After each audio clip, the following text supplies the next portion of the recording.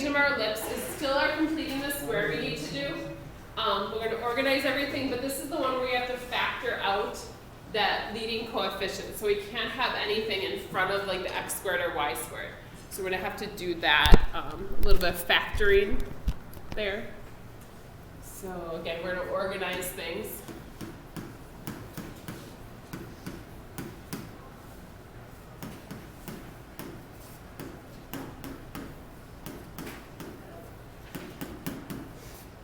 Move that 310 over.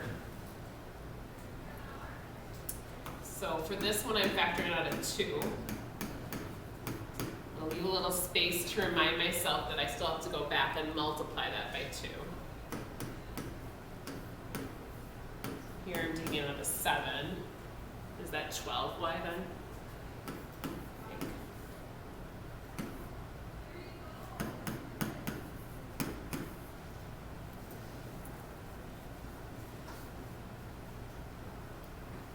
So we have to do our completing the square, the b divided by 2 squared. So it's going to be 36 for both of them, except that's not what we're adding on both sides.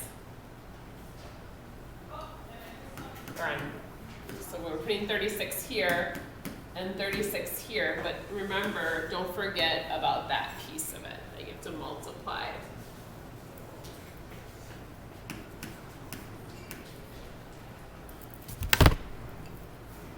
So 72, but also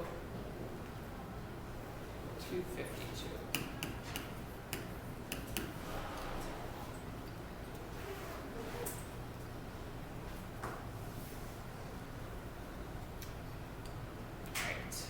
So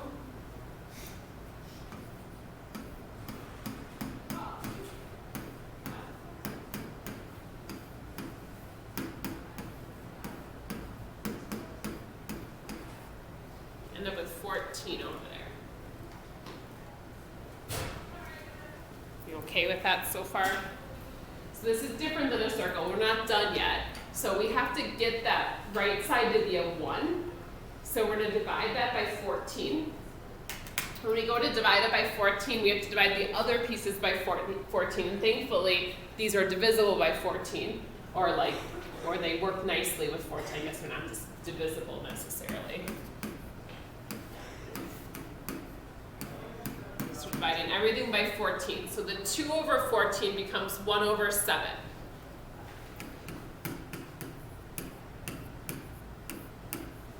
And the 7 over 14 becomes 1 over 2.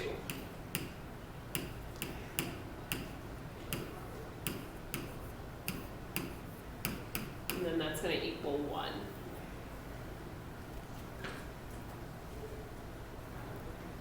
Now this one's a little bit different in that our ellipse, the numbers aren't necessarily very nice numbers. So that kind of like throws you off a little bit.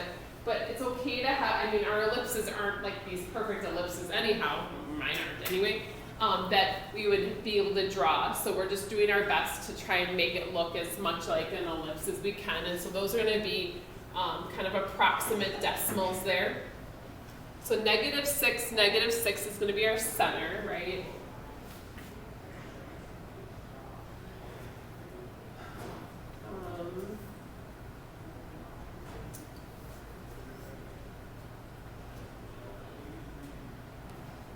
And then the x is the bigger value, so square root of 7 is like 2 point something, right? 2.6. So I'm going to go out 2.6. This is going to be a little ellipse. So out each direction 2.6. And again, it's just an estimate. And then we go up and down the square root of 2, which is just like 1.4.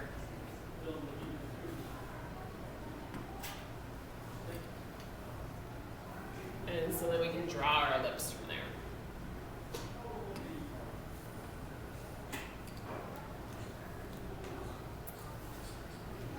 And then just a reminder that our foci, this would be the square root of 5, and I'm going to tell you guys it's going to be really hard to see like the difference between this, like so 2.3. I mean, this would be a really tough one to like put the, unless you like have some really fine tooth or fine tip pencil. You know, it's gonna look right. It's right on top of there. All right, last example here, and then I'll let you guys work on homework and just ease a little bit more into your day. This is already a lot. So hyperbolas, remembering the difference between those two. So just a reminder, this one, the A doesn't have to be bigger than the B. It matters which one comes first.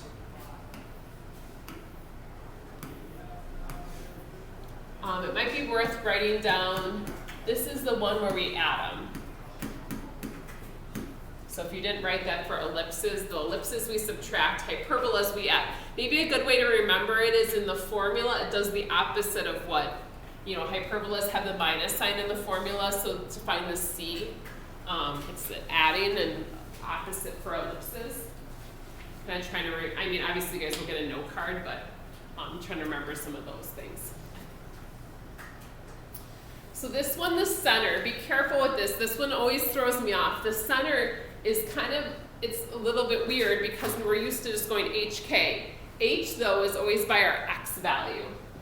So careful there that you don't make that mistake. So it actually should be 0, 3 is our center. So the H goes with the X, the Y again, opposite sign, so 0, 3.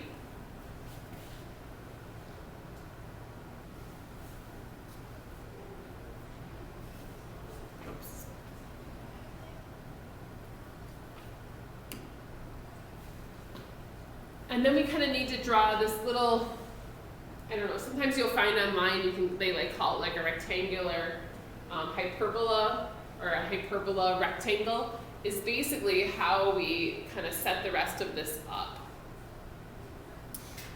So we're going out, I might have to go back and look, I'm forgetting.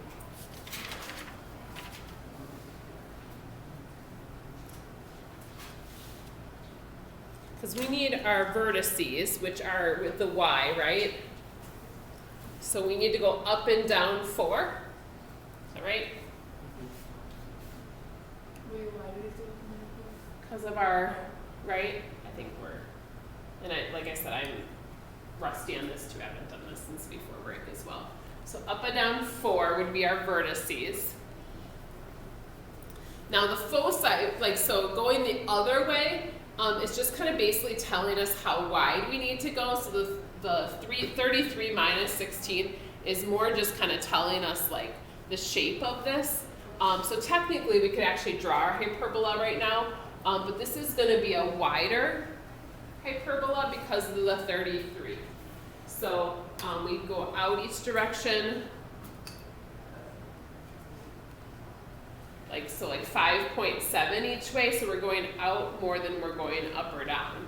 So I don't know if that's helpful to, it's not really a point. So I might figure out our C here. So our C is 16 plus 33.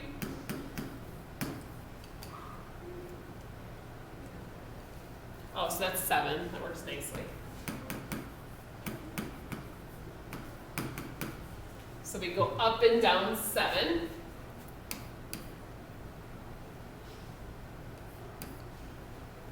And again, the 33 is basically how wide this should go. So that's like 5.7 out.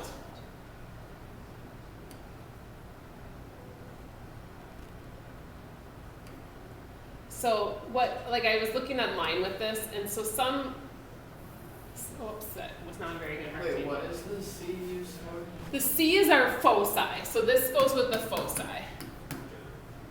The plus or minus 7, so that's up and down. The B value in this case, the 33, is like basically how wide this needs to go. And what I mean by that is when we kind of draw those asymptotes here. So like we go out, and so I'm trying to draw this in a lighter color just to show you it's not really all that. This kind of helps us to draw our asymptotes this way. And I was looking back at old notes when I was writing these, and so I noticed that. So that's kind of a good way to draw your asymptotes, is go out the 33, or the square root of 33. So then I can draw my hyperbola from there. And I have my foci that should be inside of the hyperbolas.